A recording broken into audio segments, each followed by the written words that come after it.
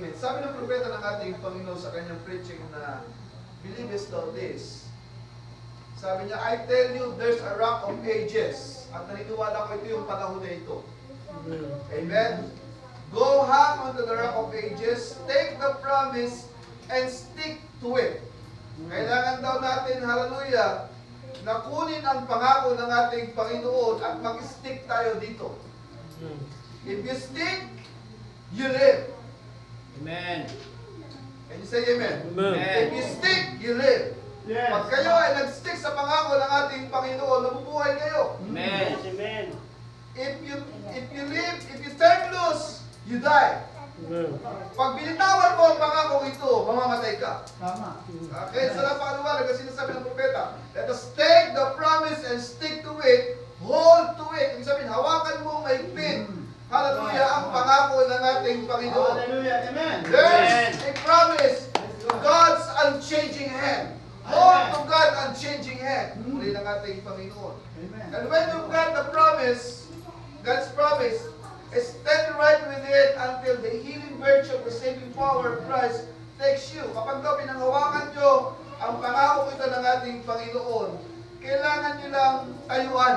Amen. Hindi pwedeng sabihin nyo lang na ikaw ay naniniwala. Hindi mo pwedeng sabihin na ikaw lang ay nananampalataya na meron ka nito. Hallelujah. Kailangan mong tayuan ang bagay nito. You have to stand with it. Hallelujah. If you stick, you live. If you lose, if you turn loose, you die. Hallelujah. Amen. It makes you well. Hold on to God's unchanging hand.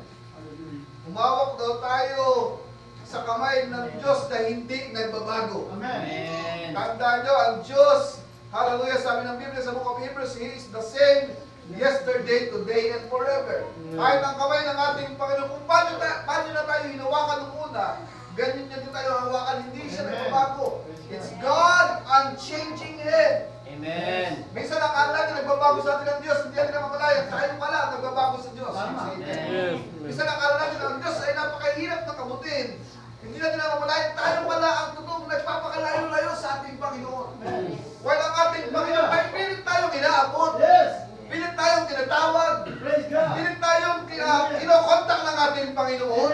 Sa text, sa chat, sa preaching of the Word. Hallelujah. Amen. Kinokontak tayo ng ating Panginoon. God, nagkami ka naman. Amen. Praise God. Blood fellowship naman tayo. Yes. It's God's unchanging hand. It's His. Amen. Hallelujah. If you build your homes on things eternal, kapag daw inilatag ninyo, itinayo nyo, itinatag ninyo ang inyong pag-aasa sa isang bagay na eternal, amen, hallelujah, sa bagay na sa kamay ng Diyos ay hindi nagbabago, hallelujah, kailangan itong maitatag doon. Amen. Build your hopes. Amen. Build your hopes on things eternal. Hallelujah. Amen. Si Sarah at saka si Abraham, natatandaan nyo ba mga kapatid? Kung paano sila humawak sa pangako ng ating Panginoon. Upon waiting, habang sila naghihintay sa ating Panginoon, sa biyayang pagkakaloob sa kanila ng ating Panginoon, hindi naman sila nagtigil. Amen? Habang hinihintay nila yung pangako ng Diyos sa kanila, hindi sila nagtigil ng paglilingkod sa Diyos, hindi sila nagpalya. Amen? They are still serving and worshiping the Lord. Habang inaantay nila, nag-worship sila sa Panginoon. Habang inaantay nila ang pangako, naglilingkod sila sa Diyos. Amen. Amen. They'll keep on praying. Nagdadasal sila. Even though there's a lot of struggling, maraming problema. At yung mga tao sa paligid nila sinasabi, Abraham, Sarah, huwag na kayo umasa. Amen. Hallelujah. Huwag na kayo umasa sa pangako ng Diyos. Matanda ka na, Sarah. Matanda ka na, Abraham. Yung pangako sinasabi mo, wala yun. Pero sa kabila ng lahat ng ito, hallelujah, hindi sila na-struggle. Can you say amen? Amen. Hallelujah. Yung sinasabi ng mga tao, sinasabi ng panahon, sinasabi ng kanilang katawan, hallelujah, hindi ito nagbabago sa kanila dahil alam nila, ang kamay ng Diyos ay kailanman hindi nagbabago. Amen. They have to hold God's unchanging hand. Yes. Sa ng ating Panginoon. Kahit wala sila makitang pag-asa, dahil lulubot na yung kanilang mga katawan, 95 years old na. Si Sarah, si Abraham, Amen. Hallelujah. Pag umarap sila sa salamin, nakikita ni Sarah, may pangako pa ba ang ating Panginoon? Totoo ba yung pangako ng Diyos?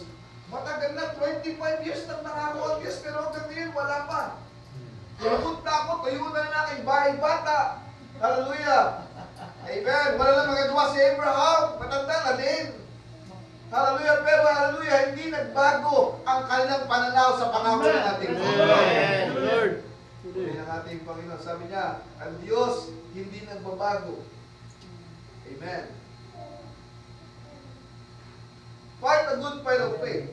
Ano ba ang ibig sabihin ko sa inyo, mga kapatid? Ito ba ay pakikipaglaban ng pisikal? Ito ba ay pakikipaglaban sa pamamagitan ng debate? Ng arguments? Arguments? Ito ba ay pakikipag-away, pakikipagtalo sa mga kapatid? Hallelujah. Sabi ng Biblia, fight a good fight of faith. It's not about fighting your brothers. Akala mo nilalatigo ka, sister. Fight a good fight. Makipagbaka ka, pero makipagbaka mo, dapat ay mabuting makipagbaka. Amen. Amen? Fight a good fight. It's all about good fight of faith. Isang klase ng pananampalataya. Mabuting pakipagbaka ng pananampalataya. Amen. Uli ng ating Panginoon. Sabi niya sa preaching niya, mga kapatid, it is the happiest thing I can think. Ito daw ang pinakamasayang bagay na pangyayari na naiisip niya. It is the coming of the Lord. Kung i-isip kayo ng ibang masayang bagay, may mas masaya pa doon ay ang pagdating ng ating Panginoon. Sabi niya, at the end of the road, sabi ni Paul, at the end of the road, tayo ba nasa dulo ng ating road? Nasa dulo na ba tayong takbuhin natin? Kung sa tingin nyo, nasa dulo na tayong takbuhin natin, at the end of the road, sabi niya, I have fought a good fight of faith. Sa dulo ng aking takbuhin, sabi ni Paul, ako'y nakipagbaka ng mabuting pakipagbaka. Amen. I have finished the course. I have kept the faith. And henceforth there is laid for me a crown of righteousness. The Lord, the righteous judge, shall give me at that day, not only me, but all those who love His appearing. At sabi nito, at the end of the road. Amen.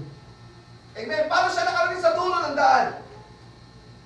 Makakarating ba siya kung siya tumigil? Kung siya ba ay nagka-petix-petix? Kung siya ba ay nagpalya, makakarating kaya siya? Kung siya ba ay nagpahinga, makakarating ba siya sa dulo ng kanyang road? Sabi ni Pablo, at the end of the road, I have fought a good fight of faith. In other words, hallelujah, habang siya tumatakbo, hanggang makarating doon sa dulo, nakipagbaka siya ng mabuting bagay. Amen. Amen. And I have finished the course. Natapos ko ang aking takbuhin. Amen. Hindi tumigil. Hindi tumalikod. But He finished the course. You say amen. Yes, amen. Kailangan natin takbuhin. Tapusin ang gusto, ang course, ang takbuhin, nilakad ng Diyos sa ating harapan. Hallelujah. Amen. Hindi mo pwede sabihin, Brent naman ako, Pastor. Pagdating ng dulo, kukunin ako ng Lord. Babalik din naman. Sa dulo, babalik din ako. Sabi ng Scripture, at the end of the road, I have finished. Kailangan mo tapusin ang takbuhin mo. Can you say amen? Amen. Hindi ka pwedeng tumigil kasi hindi matatapos ang course. Or else, if turn loose, you die. Yes. Hallelujah. Pastor, naniniwala mo, sa dulo naman ng panahon, tatawagin ako kay Lord. Prodigal lang ako ngayon, pero sa dulo naman, dahil bride ako, tatawagin ako kay Lord. Pabalik. Sabi ni Pablo, He encouraged us, I have fought a good fight. Amen. Ibig sabihin, kailangan mong makipagbaka ng mabuting pakikipagbaka ng pananampalataya at kailangan mong i-finish ang iyong course. Sabi niya, mga kapatid, what do I trade? Ano ba pwede kong ipagpalit? What I have got to, for I am getting old. These old, frail, sickly bodies that's full of corruption will be changed in a moment, in the twinkling of an eye.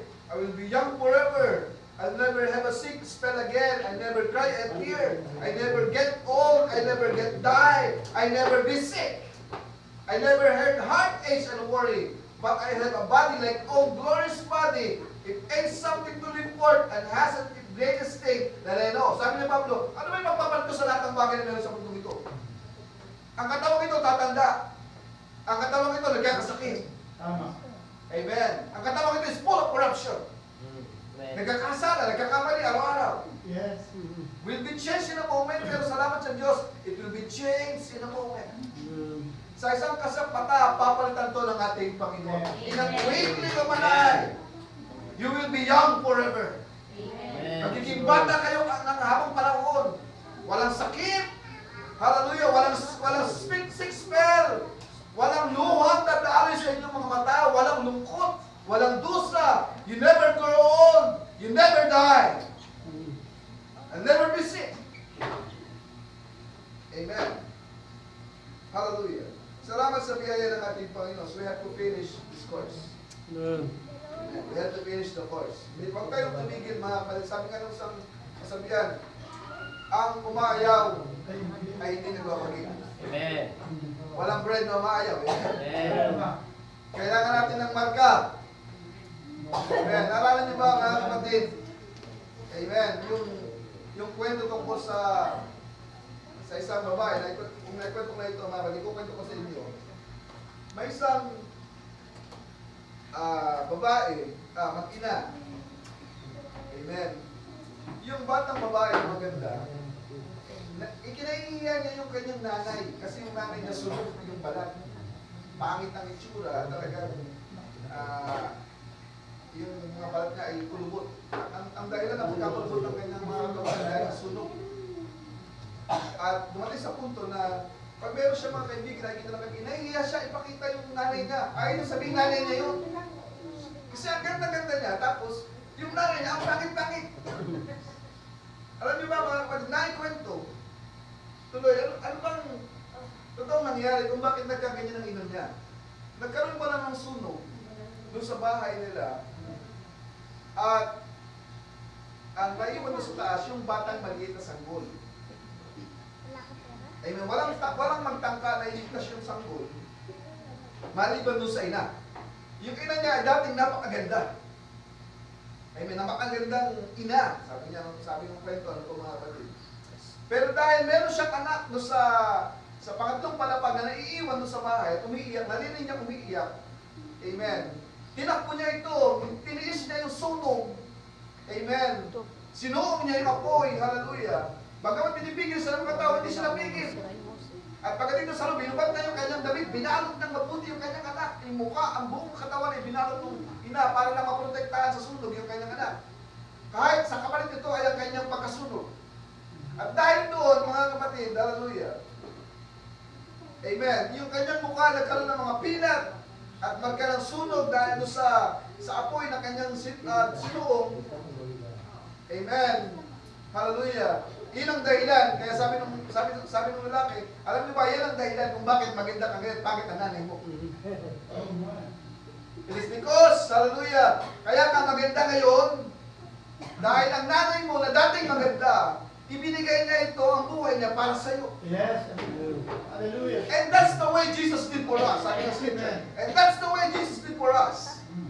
When we were sinners, ugly before God, tayo ay pangit sa harapan ng Diyos. Hallelujah. Pero He cast away earth and He took the shame upon Himself and sin upon Himself and died out there, Calvary. Ang dahilan ng marka ng scars ng ating Panginoon ay dahil sa ating kasalanan.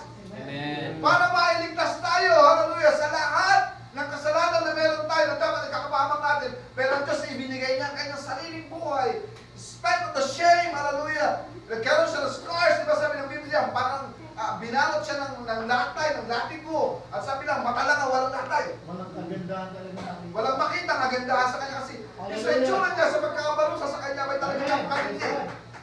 Yung lahat ng scars na meron siya ay scars na para sa iyo. Hallelujah. Ay para sa akin. Amen. Kaya tayo maganda. Amen. It is because of Him. Should I be ashamed of the gospel? Ngayon, dahil nalaman natin ito, Ikakahiya pa ba natin siya? Should I be ashamed of His gospel?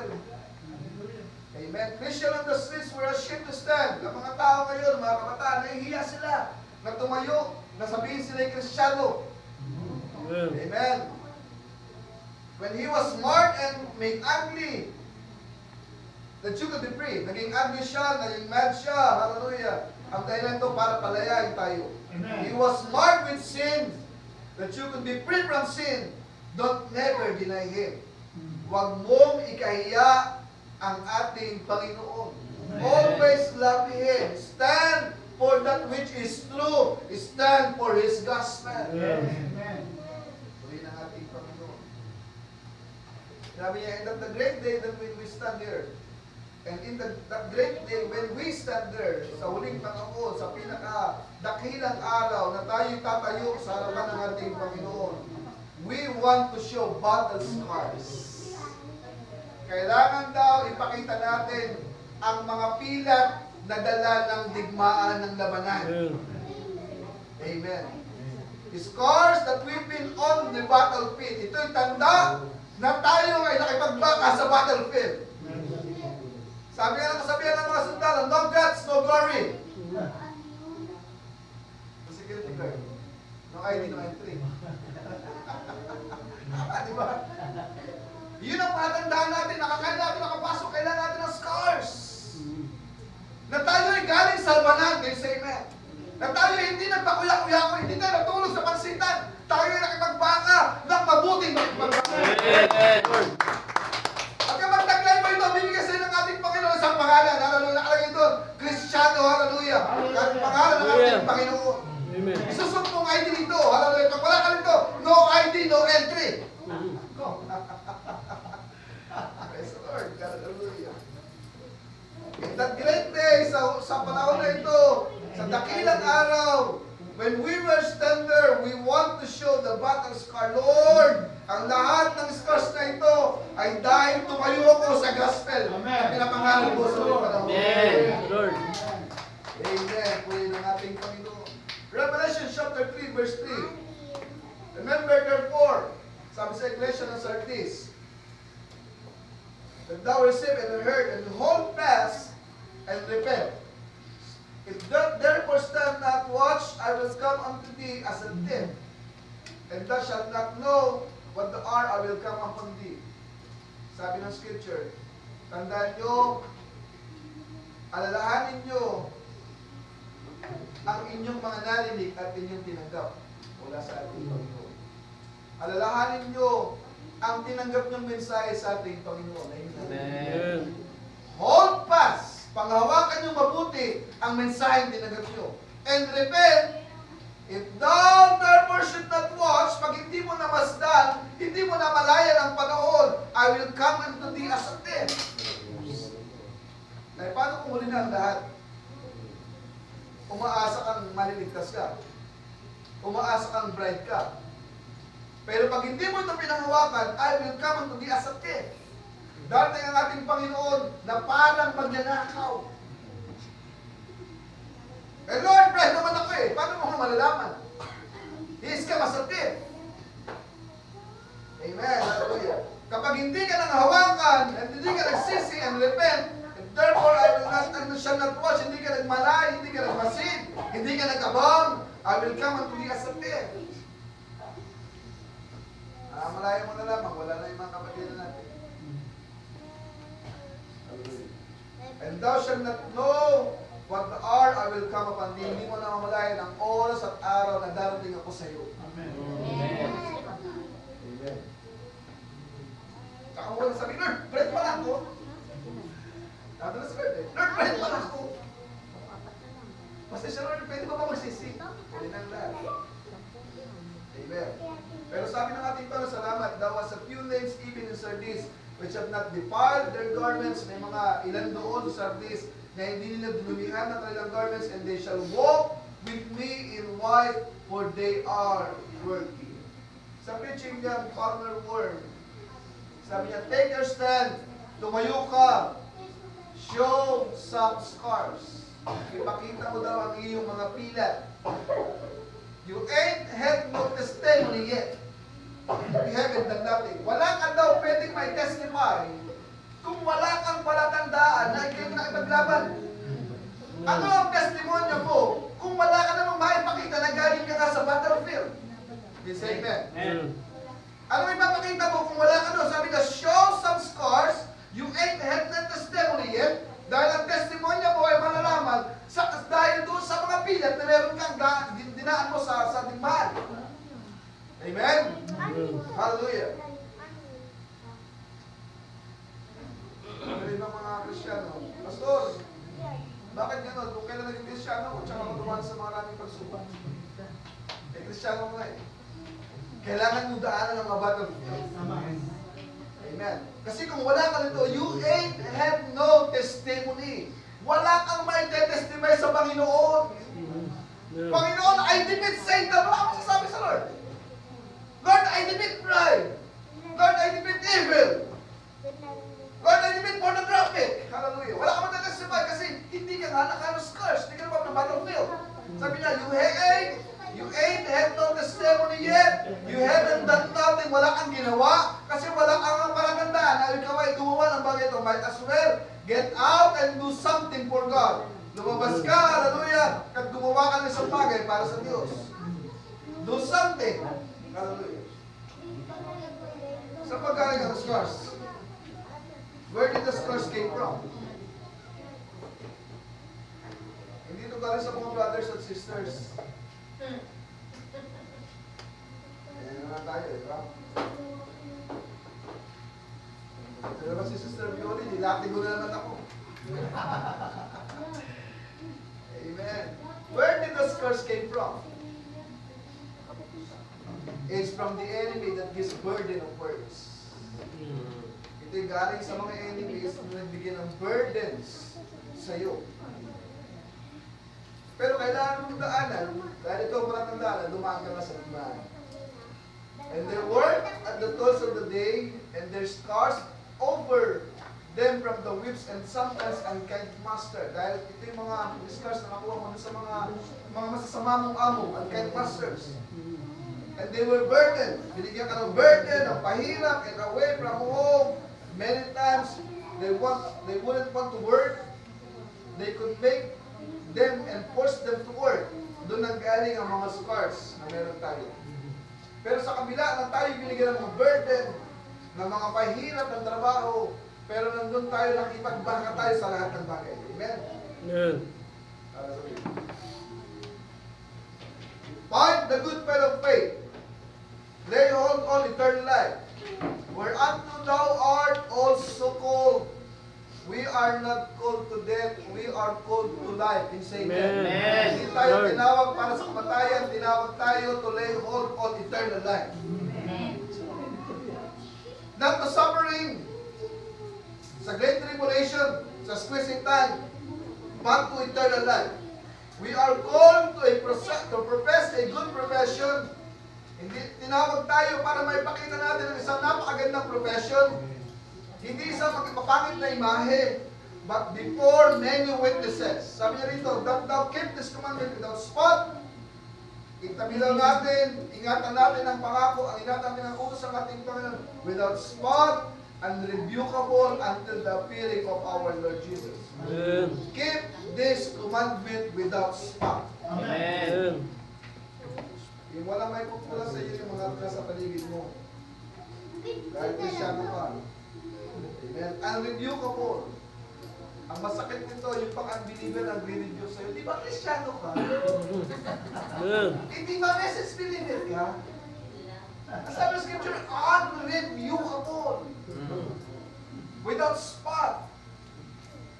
Amen. What is our testimony? Naalala ko ang ating Panginoon. Amen. Habang sila nasa gitna ng dagat, amen, inahampas yung kanilang bangka na malakas na alon. Hallelujah. Hindi makatayo yung mga alagad, pero ang ating Panginoon tumayo. Sinaway niya yung dagat, sinaway niya yung hangin, sinaway niya yung bagyo. Hallelujah. And he testified, tinestify niya sa mga alagad na kailangan yung tayuan kung sino ka. Amen. Hallelujah.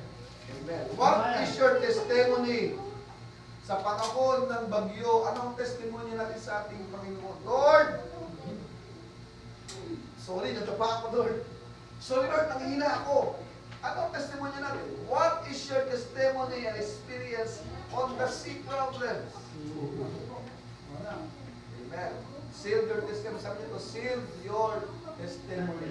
Sealyuan mo ang iyong testimonya sa ating Panginoon. Amen. Amen. Build your hopes on things eternal. Nagsilang po ito. Amen. So, umagang ito, mga dalawang scripture na lang, ang mabasahin nyo, and we will close. Sabi na rin sa Book of Hebrews chapter 10 verse 23, let us hold fast the profession of our faith without wavering. Pangawakan mo daw mabuti ang profession ng iyong pananampalataya without wavering. Huwag mong iasa sa iba ang iyong pananampalataya. Amen? Amen. Amen. Huwag mong i-wave sa iba ang faith mo. Hold fast, hallelujah, the profession of our faith without wavering. Hallelujah. He is faithful that He promised. Amen. Sa book of 2 Timothy chapter 1 verse 12, for thee which cause I also suffer these things, nevertheless I am not ashamed. Ako hindi naiiyak, bagamat nag-suffer ako ng mga bagay nito. But I am not ashamed, for I know whom I have believed. Hallelujah. Dahil naniniwala ko, alam mo kung sino ang aking pinagtiwalaan, and I am persuaded that He is able. Amen. Alam ko na kaya niyang gawin to keep that which I have committed unto Him against that day. Amen. Hold fast from the Psalm's word, which thou hast heard of me, in faith and love which is in Christ Jesus. Tayo natin tumayo mga kapatid sa ating umaga sa lahat.